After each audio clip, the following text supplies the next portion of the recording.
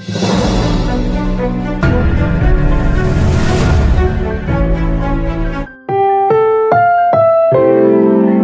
programang ito ay rated SPG. Striktong patnubay at gabay ng magulang ang kailangan. Maaaring may masiselang tema, lengguwahe, karahasan, sexual, horror o droga na hindi angkop.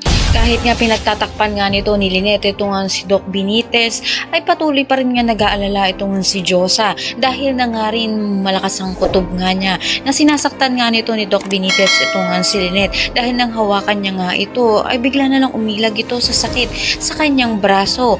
Kaya naman sinabi niya nga dito nga kay Chang Susan na paano nga kaya kung isuplong na nga nila itong si Doc Benitez upang parusahan na nga ito sa pananakit sa kanyang kaibigan.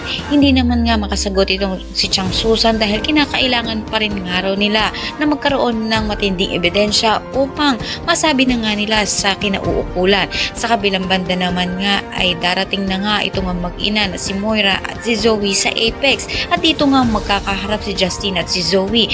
Sa unang pagkakataon nga ay masusupalpal nga nito ni Justin itong si Zoe. Kaya naman pakatutukan nga natin kung ano nga bang hakbangin ang gagawin nga nito ni Josa upang sa gayon niya ay mapigilan na nga niya ang pananakit nga nito ni Doc Benitez sa kanyang kaibigan na si Lynette. Ang lahat na yan naman natin. Maraming salamat sa inyo.